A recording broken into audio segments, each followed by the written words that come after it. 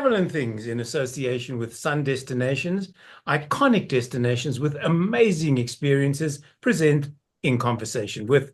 I am your host, David Batsoffen, and I'm joined once again from Van-Nilla by Gary Friedman. And this is episode 3 or 4 of Gary's epic journey around Australia. Gary, welcome. Welcome back, I should say, and thanks for joining me once again. Well, thank you for having me as your guest. I did not realize, in episodes 1 and 2, you've been talking about driving between A and B. And I didn't realize how far Melbourne was from Darwin. I mean, you can't get much further across Australia, can you? And I didn't know where the Northern Territory was. I mean, I should have figured it out. It's pretty area specific. Wow. Yeah, indeed. Look, The wonderful news is I spoke to a doctor in Darwin last night who's an Aboriginal man mm, and about the project that I am developing using these huge termite sculptures. right.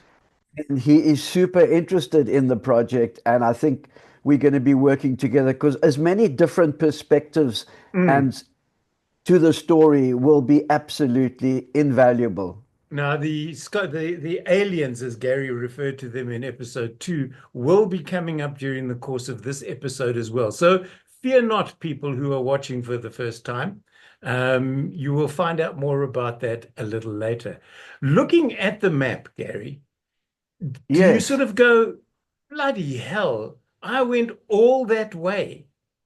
Or does Well, it not phase you really? um, to be honest, from Melbourne up to Darwin, Mm. driving took me 18 days only. I know that South Africans cannot digest that concept because it's just too much. Yeah, I mean, the But furthest we can go is 12 hours to Cape Town if you're lucky. yeah.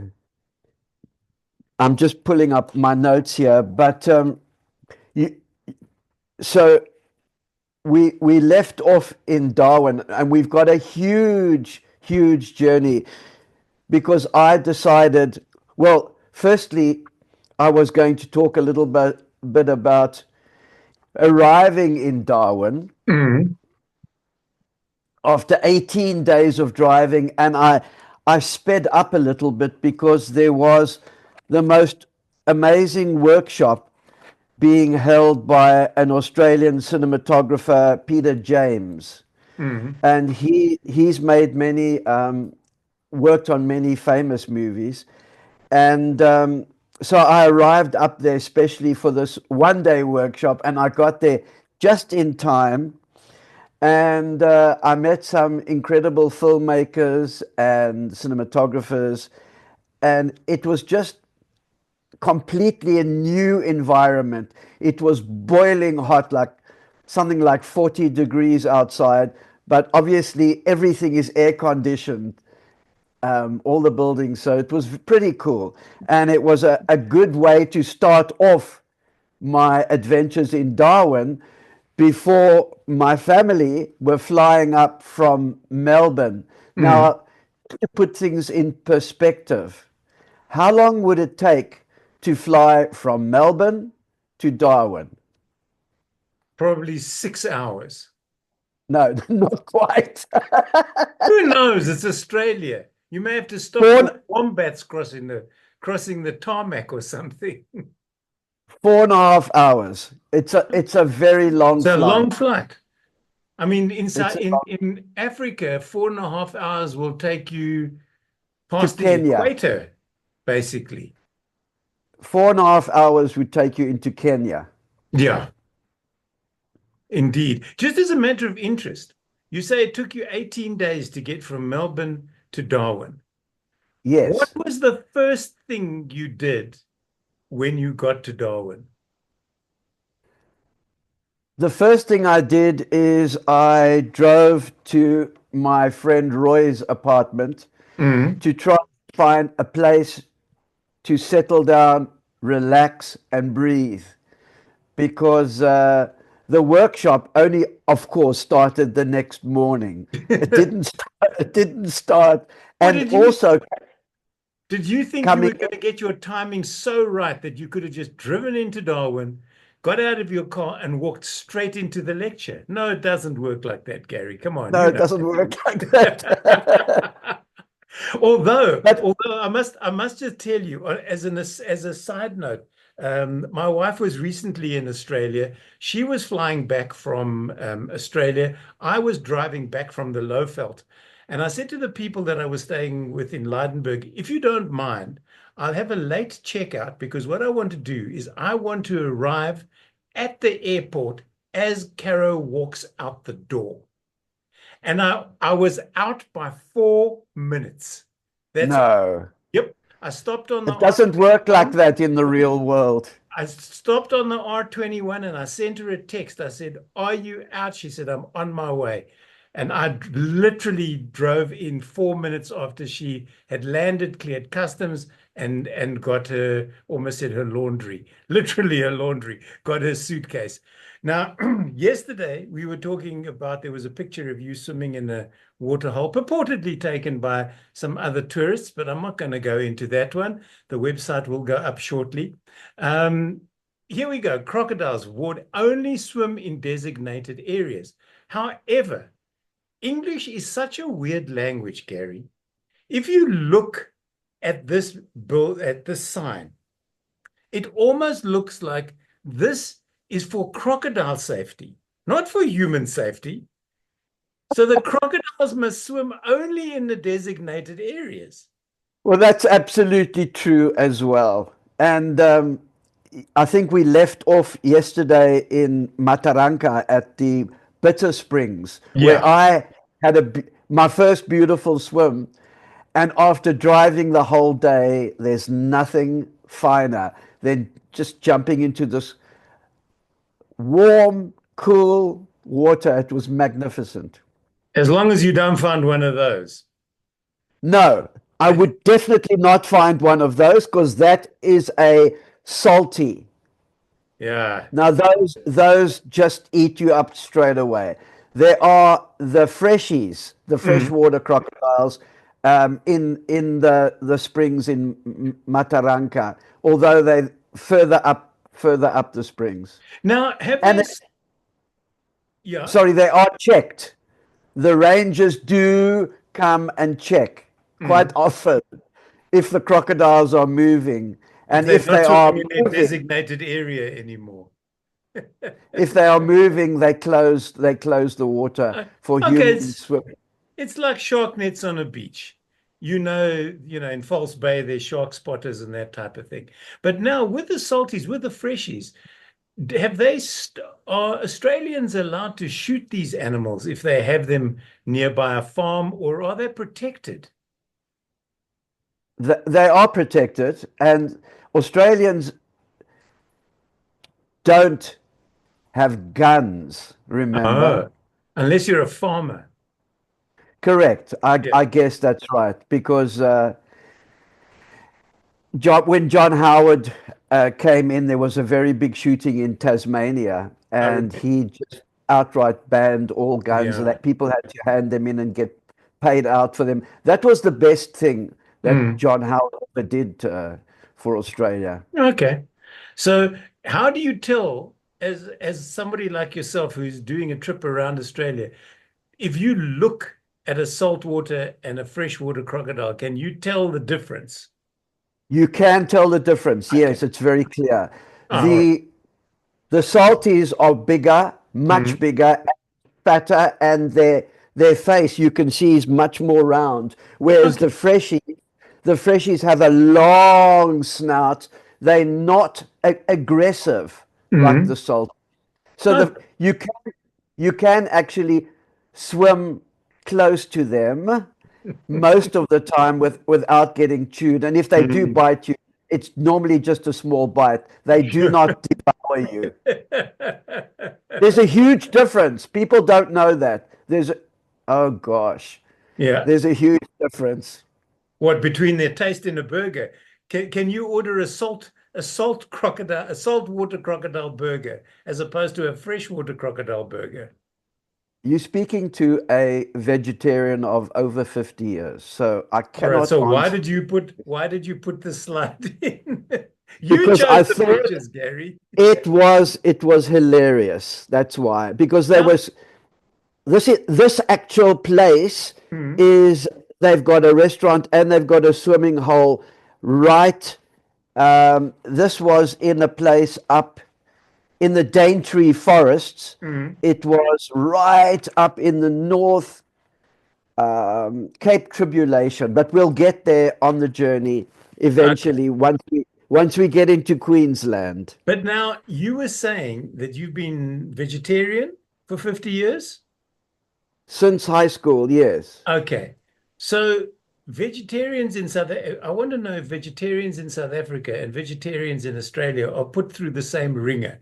If you go to the Free State and somebody's ordered a steak and you order a side salad with it, in the Free State you get a steak and a piece of chicken because chicken in the Free State is actually a vegetable as far as they're concerned. They don't know about green stuff and lettuce and all of those sort of things. Lettuce, tomatoes, and onions. No, chicken is a vegetable. It's as simple as that.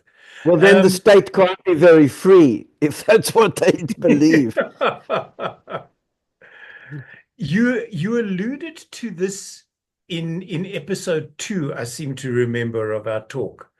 Um, Having the Okay. bushfires. Okay, I have something to add to this, which Mhm. I only discovered last night. Right. And that is because I did go to the police um, because you can drive for hours and see this is tiny fire, but there's Mm. huge, huge, huge fires. And you can't understand where they came from or where they're going to and why there's nobody to try and put them out or control them. Right. And according to the police, it's very dangerous to drive along the roads when there are huge fires because they said your tires can explode. Okay.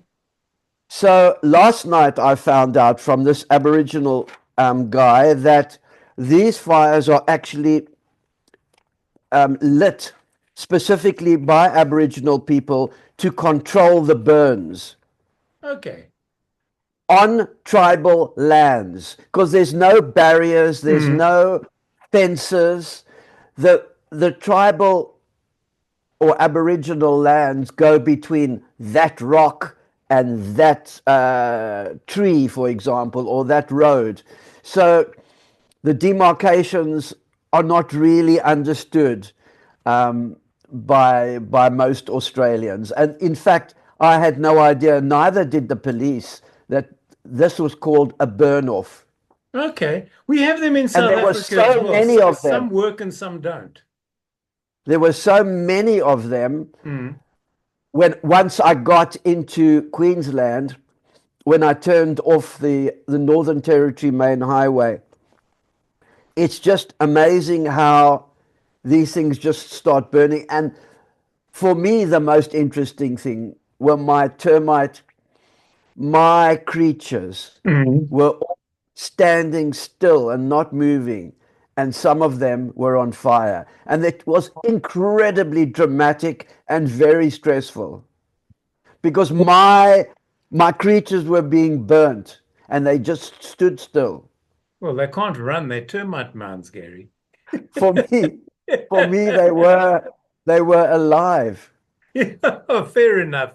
Listen, for me, fire is it's almost hypnotic. I can well understand how people burn or get killed by fire if you're caught in flames because they literally hypnotize you into standing still and watching them rush at you.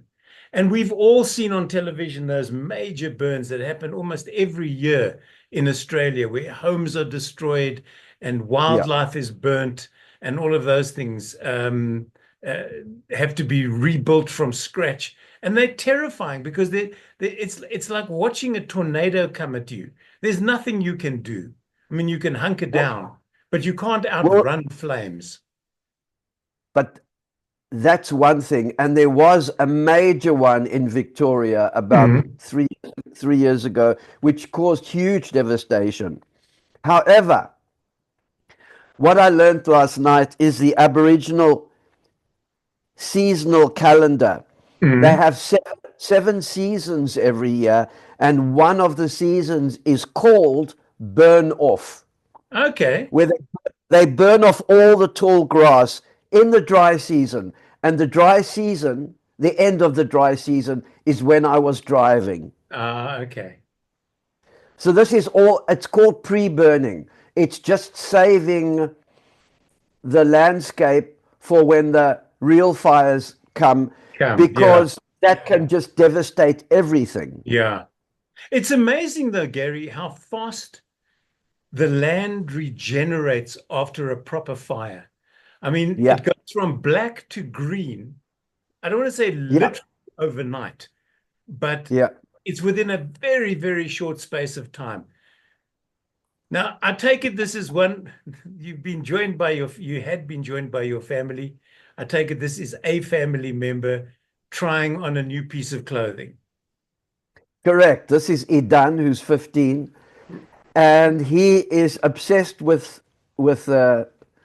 snakes and creatures that are dangerous. Although this is a python, and this picture was taken in Pine Creek, which I have mentioned before. Mhm. Pine Creek, Pine Creek is the main stop just before driving onto the highway going into Darwin. It's before Humpty Doo. We spoke about Humpty Doo in episode 2. Hey, Correct. I'm a poet and I don't know it. Um, So th- a man came to us while we stopped for a drink in Pine Creek, and he had all these snakes in glass cases and also lizards. Mhm. And it done had to have a play because he's obsessed with them. We Fair enough. have we have one of those blue tongue lizards, as I mentioned Yeah. before, inside the house in a glass case. But the funny thing is, we got him from a friend of Kiki's, who's my 12-year-old. We Mhm. got him, he was just about so big, um, maybe 6 inches, and now he's more than double that size just Does he since I have a went away. name? I mean, do you know what sex it is? I do not know what sex he is or she is. No, I don't. I just call him Larry the Lizard. Do you remember that in the early days of TV games, Larry the Lounge Lizard was up there No, with oh man, what the Brady Dungeons and Bunch. Dragons. Now, I did not know, talking about snakes and lizards, I did not realize until I saw one of these things in the flesh.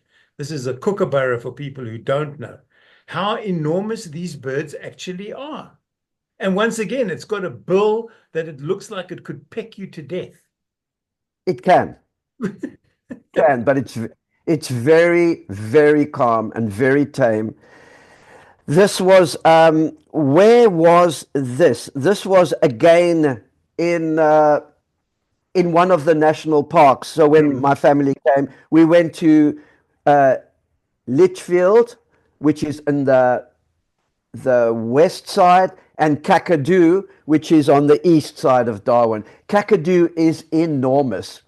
This was in Kakadu, and the amazing thing about this, it's not a plain straight kookaburra. It's a blue-winged kookaburra, which I'd never seen before.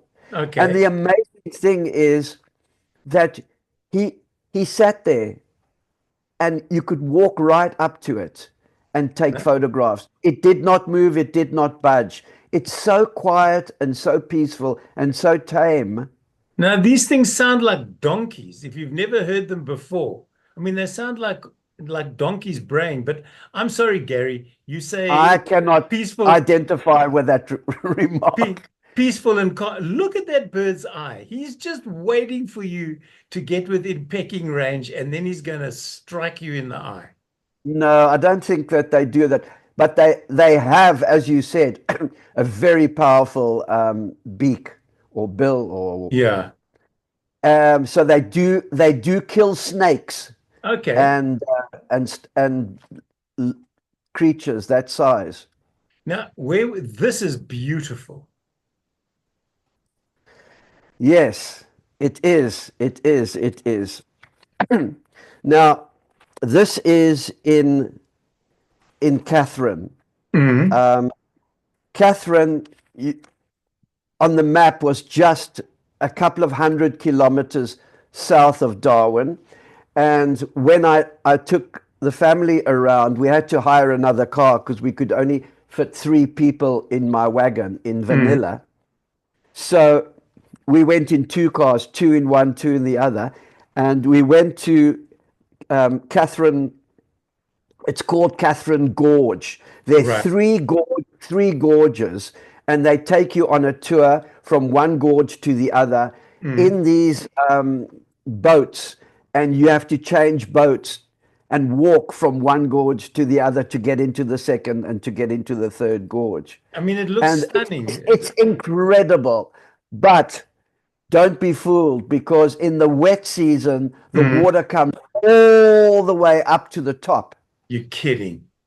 Yeah, and it's very fast flowing. So you can only do this, it's only open in the During dry some, season, of course. yeah, yeah. Gary, That's in winter. yeah, I figured as much like South Africa, or depends. I mean, in the Cape it rains in winter, in Joburg it rains in summer. Um, when your family was going to join you, did you do any for people who maybe want to follow in your footsteps? Did you do any planning as a family to say, look, this is where I am. Where would you like to go? Or what can I show you? Because I'm now king of the highway. I've been all over this fair country, sounding like a country music song here, singing Willie Nelson's On the Road Again. Or did they arrive and you just went, this is where I'm taking you, sort of whether you like it or not? Well, to be honest, there was some pre-expedition. A year and a half before, Mm. Sharon and I flew up to Darwin for a festival, and we did rent a car and go to the two Okay. the two major parks. So we knew what we had done, the Mm. kids would love. So we Okay. had the experience.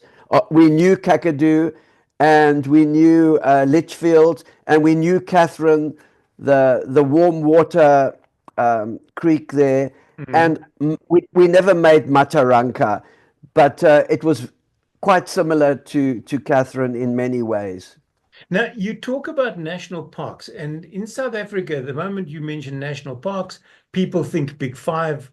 For those who don't know, the Big Five are lion, leopard, elephant, rhino, and buffalo. And people, I've recently been asking people when I've been on game drives, do you know why they called the Big Five? And almost to a person, specifically with the international guests, they have no idea why they called the Big Five. Now, you being an ex-South African, Gary, you should know why they're called the Big Five. Do you? Because that only those five have the permission to eat their visitors. No. Nice try, though. I'm sorry. Close, but no cigar. Because that's what, people think a variety of things, but those five are the most dangerous animals to hunt on foot. So it has no conservation connotation. It's all based on hunting. So the long way So hang around, on a second. Which, just name them again, because lion, the most, yes, lion, leopard, yeah, yeah, rhino, yeah. elephant, and buffalo, Okay. Well, you've left out the most dangerous of all of them. which is the mosquito. No, which is the hippopotamus. Now there's new science surfacing, and I'm using pun intended, that the hippos aren't as dangerous as they're being made out to be, and that a lot of hippo deaths are in fact caused by crocodiles, which go unreported. Yet they blamed on the hippo. I've been charged by hippo. I've had hippo come out of the water at me. and end up like 2 meters from a vehicle. So I'm very wary of them. The thing that you've just mentioned, Gary, is the fact that you can't hunt hippo because they are invariably in the water. And if you shoot them, they just sink to the bottom of the water that they find themselves in. So it's pretty pointless. But this is a Well, it's pretty long. pointless.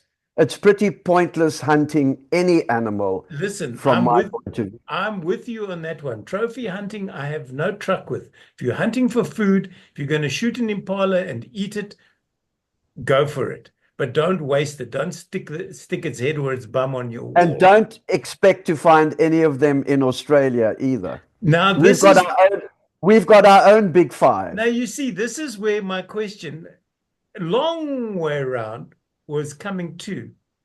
What is the Australian big five? Do you have one? We have it's not defined, but I can guess what they would be, and they would be much smaller, but much more lethal. You're right. I would guess snakes, the brown snake. There are so many species, copperhead, so many species of snakes. With one bite, they take you out. Yeah. Same with spiders. And then up in the north, there's something called midges. They're not lethal, but I've never been bitten. I've never been bitten by creatures like this. Firstly, you can't see them because they're Teeny absolutely tiny. Yeah. minute. They can fit through the mosquito net. And they bite you, and then they piss on you, and you swell up, and it lasts for at least 4 weeks, if not 8 weeks. And it is so bad that you scratch yourself until you bleed. Wow. So it's horrific. And then, of course, we've got so many others here. There's a cassowary, which is similar to an emu, but bigger, and it has very sharp claws. If that gets hold of you, again, can take you down very, very quickly. But that's only up in the north of Queensland, as far as I know. We've got to a point. We're going to have to leave that there we can unpack it in another time, perhaps, because already we're running out of time, and I haven't got through. I haven't even started. I haven't started yet. This is what happens. You know, we can go off track. You spoke about rock art. Here's a picture of the rock art. Let's not dwell on it too long. I can see. But let me tell you where that is. Yes. That is in Katherine Gorge. Ah. So when you're going down on the boat and you get out to walk from one gorge to the next, you can see this rock art, as you can see it in many places in Kakadu. But Gary, how did they paint this? It looks like a vertical wall. I do not know how they get it's high, and I do not know how they got up so high. But what I do know is that they use all natural leaves and earth to create the colors. It's all natural materials, which is absorbed by the sandstone. Okay. Now the family. That's just the family in one of the gorgeous gorges. Kiki looks like he's not having much fun. I got news for you. Kiki is scared, petrified of spiders.